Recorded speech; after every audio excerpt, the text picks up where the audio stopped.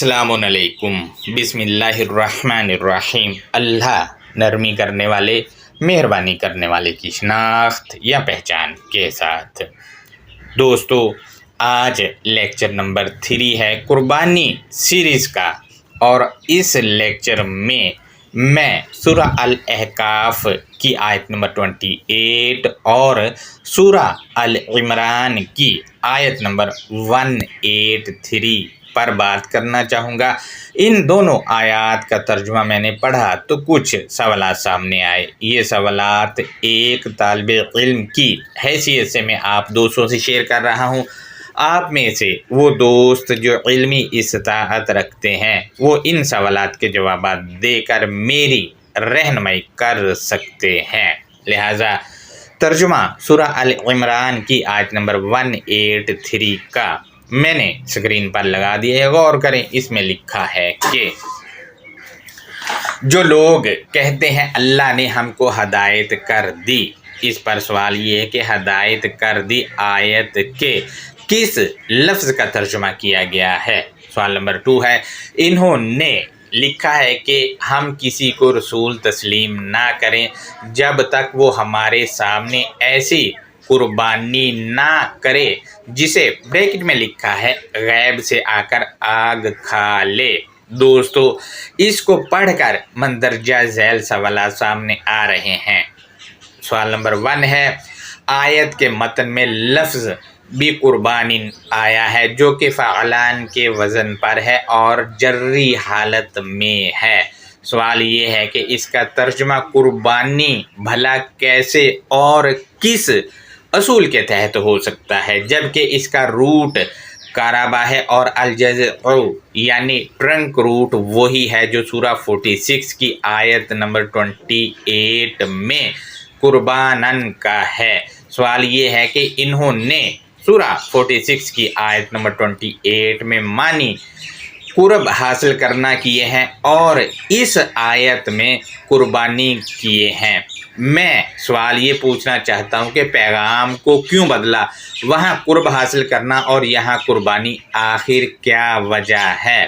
دوستو، اس کی وجہ جو میں آپ سے شیئر کرنا چاہتا ہوں وہ یہ ہے کہ پچھلا لیکچر ہم نے پیش کیا تھا بائبل سے، اس میں کچھ چیزیں میں نے پیش کی تھی۔ ان میں سے ایک یہ بھی تھا کہ آسمان سے آگ آتی تھی جو قربانی کو جلا کر بھسم کر دیتی تھی۔ اب بائبل والا عقیدہ چونکہ تاریخ میں لکھا ہے، وہ عقیدہ یہاں پر تھوپنے کی کوشش کی گئی ہے۔ اسی وجہ سے تو لکھ دیا آگ جو ہے وہ قربانی کو کھا لے۔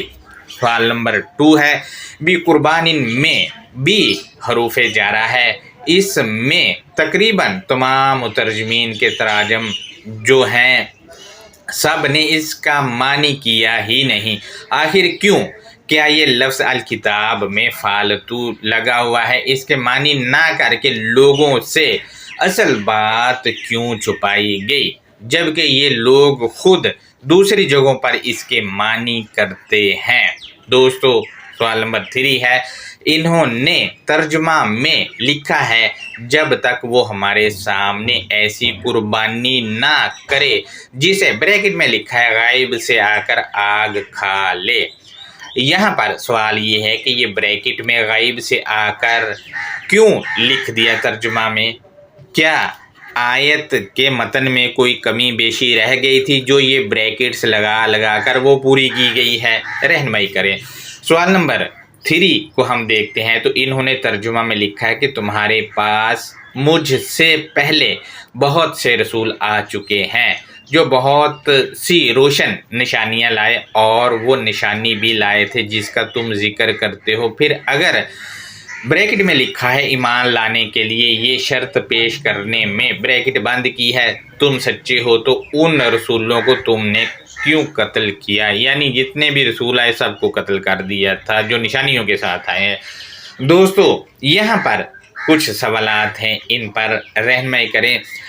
پوائنٹ نمبر 1 ہے، ان کے ترجمہ کے مطابق تمہارے پاس مجھ سے پہلے بہت سارے رسول آئے۔ سوال یہ ہے کہ 1400 سال پہلے کتنے رسول آئے تھے؟ تاریخ کہتی ہے کہ ایک ہی تھے۔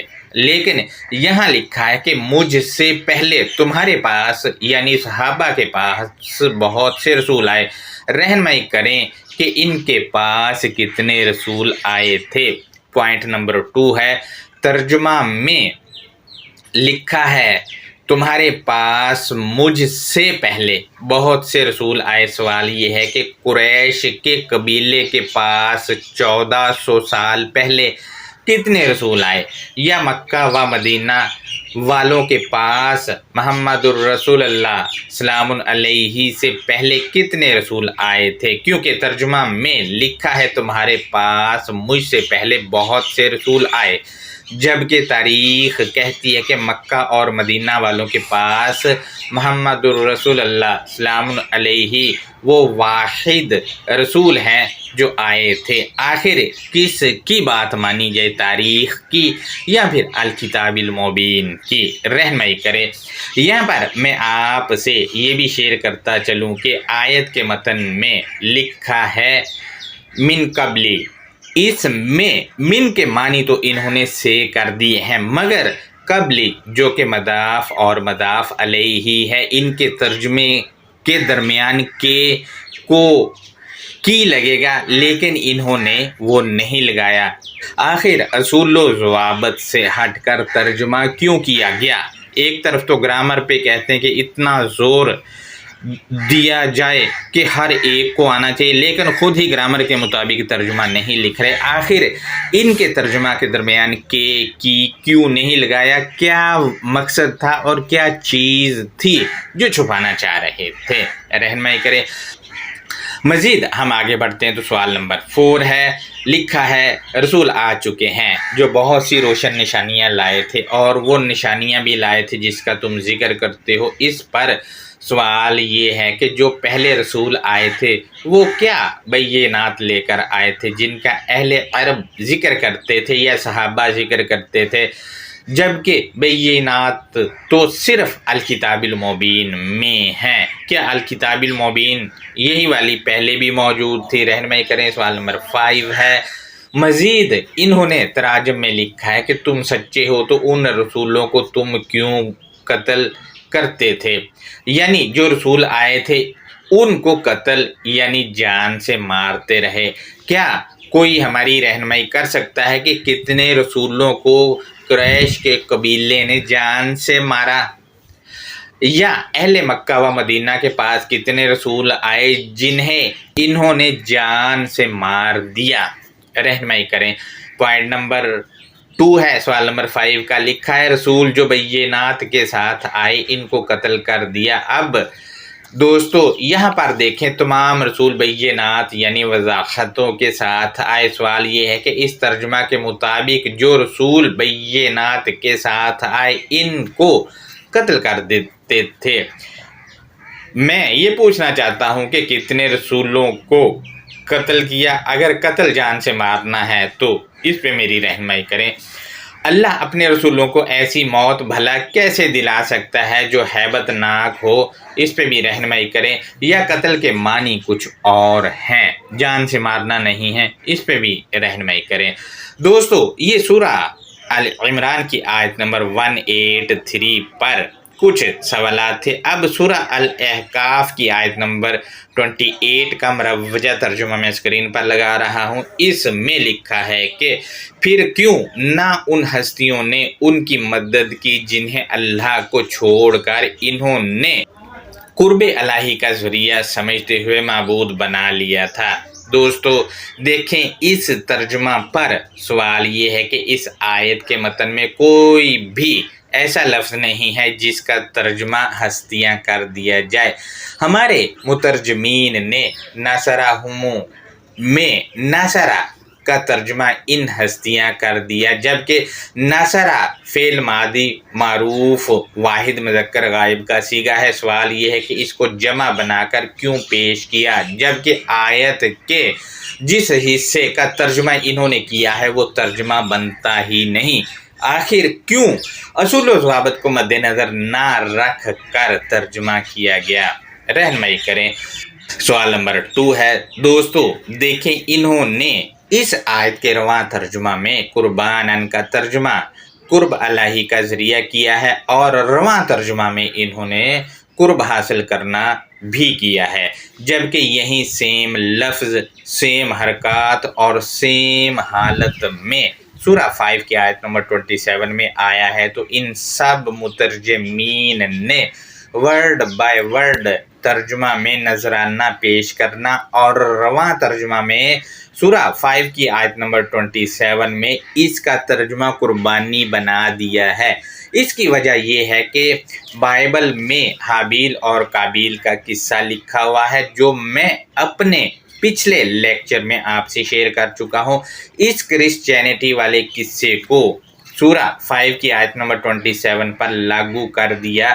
اس کی وجہ یہ ہے کہ انہوں نے آیت میں ابنی آدمہ لکھا ہوا دیکھ لیا ہے، اس کو انہوں نے حابیل اور قابیل بنا لیا، لیکن اسی آیت میں ہما کی ضمیر جو کہ مذکر اور مؤنث دونوں کے لیے ہے وہ ان کو نظر نہ آئی۔ سوال یہ ہے کہ سورہ 5 کی آیت نمبر 27 میں اور سورہ 46 کی آیت نمبر 28 میں قرباناً سیم لفظ، سیم حرکات کے ساتھ اور سیم حالت میں آئے ہیں، لیکن مترجمین نے سورہ 46 کی 28 میں معنی قرب حاصل کرنا اور 5 کی 27 میں اسی لفظ کے معنی نذرانہ اور قربانی کیے ہیں۔ آخر اس کے ٹھیک معنی کیوں نہ کیے گئے سورہ 5 کی آیت نمبر 27 میں؟ کیا مجبوری تھی؟ جبکہ میں آپ سے شیئر کرتا چلوں کہ انہوں نے وہ بائبل والا قصہ سورہ 5 کی آیت نمبر 27 پر تھوپنے کے لیے ایسا کیا ہے، لفظ قرباناً کا ترجمہ قربانی کر دیا تاکہ عقیدہ اور وہ قصہ آیت پر تھوپ سکے اور آیت کو اس کے تابع کر سکے۔ سوال نمبر 3 ہے ذلو، انہوں نے اس کا ترجمہ لکھا ہے کہ وہ ان میں کھو گئے۔ سوال یہ ہے کہ اس کے معنی تو گمراہی اور بہکنے سے متعلق ہے، آخر اس کے معنی گم ہونا یا کھو جانا کس اصول کے تحت اور کہاں سے لیے ہیں؟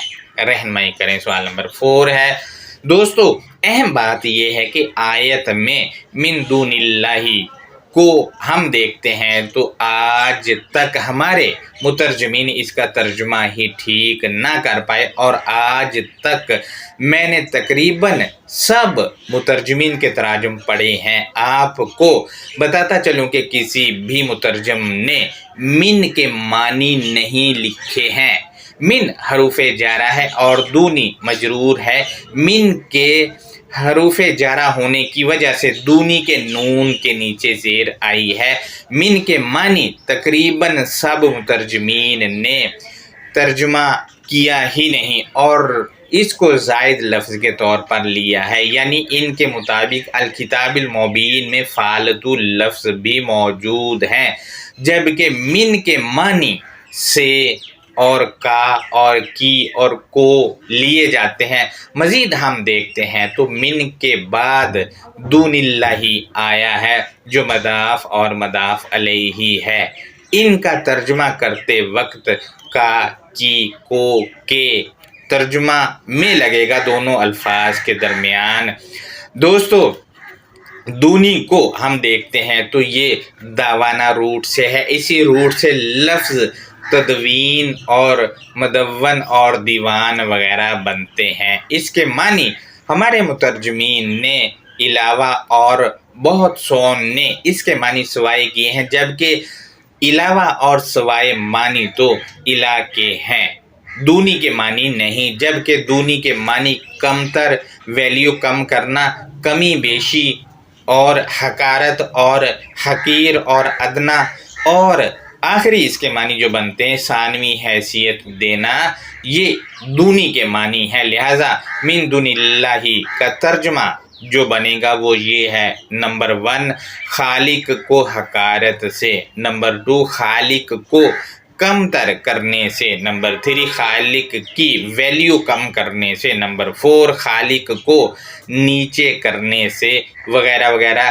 ان سب طریقوں سے اس کا ترجمہ ہو سکتا ہے۔ لہٰذا اب ہم ان دونوں آیات کی انڈرسٹینڈنگ کو دیکھتے ہیں. تو پہلے میں سورہ العمران کی آیت نمبر 183 آپ سے شیئر کرتا ہوں. تو اس میں لکھا ہے کہ الذین قالوا ان اللہ عہد الینا، اور وہ الکتاب کی تعلیم میں بخل کرنے والے افراد جنہوں نے بتایا کہ حقیقتاً خالق اس کا وعدہ ہماری جانب تھا.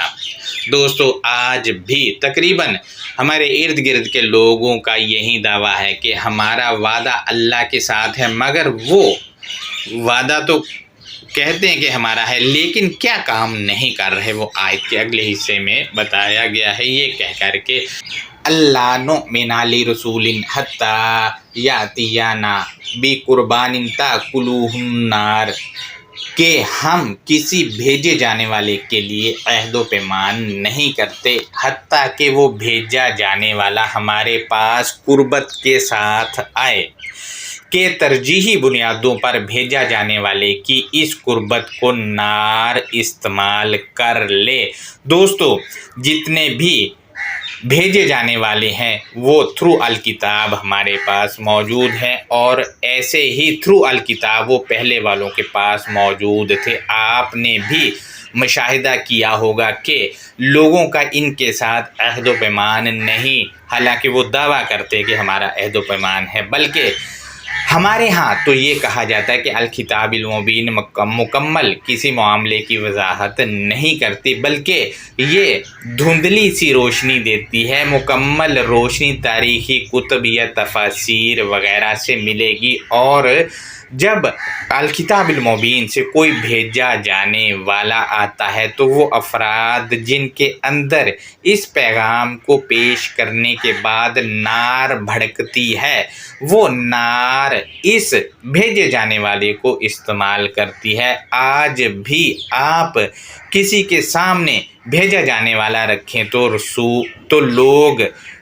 تو لوگ اس کی نفرت میں بابوں کی لکھی ہوئی چیزیں لا کر بیٹھے ہوتے ہیں، اور ان بابوں کے لیے اس بھیجے جانے والے کو استعمال کرتے ہیں. آپ دیکھ لیں اوپر تفاسیر فلاں ڈھمکا حدیثیں پتہ نہیں کیا کیا لکھا ہوتا ہے، نیچے آیت ہوتی یا اوپر آیت ہوتی نیچے یہ ساری چیزیں لکھی ہوئی ہوتی ہیں، اور آیت کو اس مقصد کے لیے استعمال کر رہے ہوتے ہیں. مزید آیت کے اگلے حصے میں ہے کہ قُلْ قَدْ جَاءَكُمْ رُسُلٌ مِّن قَبْلِ بِالْبَيِّنَاتِ وَبِالَّذِي قُلْتُمْ، تو جواب دے تحقیق پہلے کا مجھ سے تمہارے پاس بھیجے جانے والوں کا گروہ وضاحتوں کے ساتھ آ چکا، اور اس کے ساتھ جو تم کہتے ہو. دوستو یہاں الکتاب المبین بتا رہی ہے کہ تحقیق کر لو، مجھ سے پہلے کا تمہارے پاس آ چکا ہے بھیجے جانے والوں کا گروہ.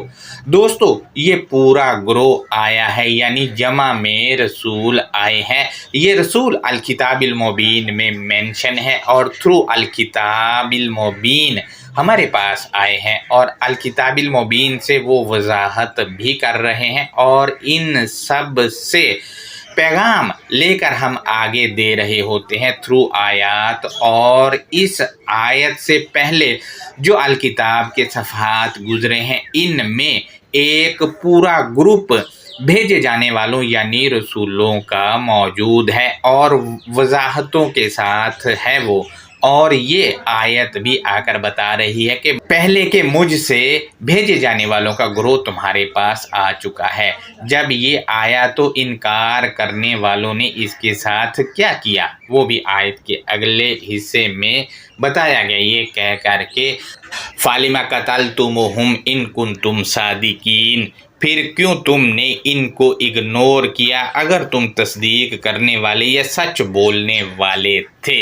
دوستو اب دیکھیں جب ہم آیتیں آگے رکھتے ہیں تو لوگ ان کے مقابلے میں تفاسیر وغیرہ اٹھا لاتے ہیں، تو وہ آیات کو اگنور کر رہے ہوتے ہیں. آیات کے تھرو رسول آتے ہیں کیونکہ تمام رسول آیتوں میں مینشن ہے، لہٰذا آیت کو اگنور کرنا، آیتوں کو اگنور کرنا بھیجے جانے والوں کو قتل کرنا ہے. لہٰذا اس آیت میں کہیں نہیں لکھا کہ کسی جانور کے گلے پر چھری چلانا قربانی ہے، بلکہ यहाँ पर لہٰذا بھی قربانن قربت حاصل کرنے کے لیے اس کے معنی ہیں۔ دوستو ہم مزید آگے بڑھتے ہیں تو سورہ الاحقاف کی آیت نمبر 28 اس کا ترجمہ کرنے سے پہلے میں اس کے ساتھ اس سے پچھلی آیت کا ترجمہ بھی تھوڑا سا لگاؤں گا۔ لہٰذا اس میں لکھا ہے کہ فَلَوْلَا نَصَرَهُمُ الَّذِينَ اتَّخَذُوا مِن دُونِ اللَّهِ قُرْبَانًا آلِهَةً، ہم نے بار بار ان کو آیات دکھائیں تاکہ وہ پلٹیں، پھر اگرچہ کہ اللہ نے ان کو مدد نہیں دی ان لوگوں کو جنہوں نے دیوتاؤں کی قربت میں خالق کو کمتر یا درجہ میں ثانوی حیثیت سے لیا۔ دوستو اب دیکھیں، اس سے پچھلی آیت کو مد نظر رکھتے ہوئے پتہ چلا کہ بار بار آیتیں دکھانے پر بھی لوگ خالق کی طرف نہیں پلٹتے، کیونکہ انہوں نے اپنے دیوتا بنا رکھے ہیں، اور ان کے دیوتا وہی ہیں جب ان کے سامنے آیات رکھی جاتی ہیں تو وہ آیات کی طرف نہیں بلکہ دیوتاؤں کے لکھے ہوئے کی جانب پلٹتے ہیں، چاہے وہ کسی کے دیوتا کا بھی لکھا ہوا ہو وہ اس کی طرف پلٹے گا۔ یہی بات یہاں پر بتائی جا رہی ہے۔ مزید ان کے متعلق کیا کہا جا رہا ہے؟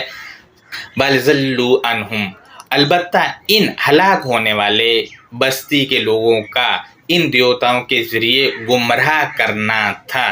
دوستو یہاں سے پتہ چلا کہ دیوتا آیتوں کی طرف نہیں پلٹنے دیتے بلکہ ان دیوتاؤں کے تھرو لوگوں کو گمراہ کرتے ہیں لوگ۔ اب خود دیکھ لیں، لوگ الکتاب کے علاوہ جس کے لکھے ہوئے کو پیش کرتے ہیں وہی ان کا دیوتا ہے۔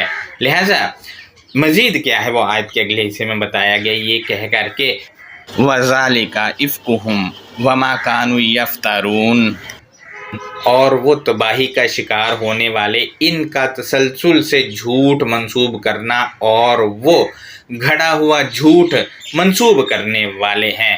دوستو آج آپ خود دیکھ لیں تباہی کا شکار جو ہیں معاشرے وہ کون ہیں دنیا میں، اور یہی معاشرے والے مسلسل جھوٹ منسوب کر رہے ہیں اللہ کی طرف، کیونکہ ان کے دیوتاؤں نے ان کو لکھ دیا کہ یوں نہیں یوں ہے، یوں نہیں یوں ہے، لہٰذا وہی وہ منسوب کرتے ہیں، اپنا عقل تو لڑانی ہی نہیں ہے، قسم کھا رکھی ہے۔ لہٰذا دوستو یہ اس آیت کی انڈرسٹینڈنگ تھی۔ ان دونوں آیات میں کہیں نہیں لکھا کہ یہاں پر جانور کے گلے پر چھری چلا کر ان کو جو ہے حلال کرنا ہے، بلکہ قربانن کے معنی کیا ہے وہ سامنے آگے ان لوگوں نے خود لکھا ہے، قربت حاصل کرنا۔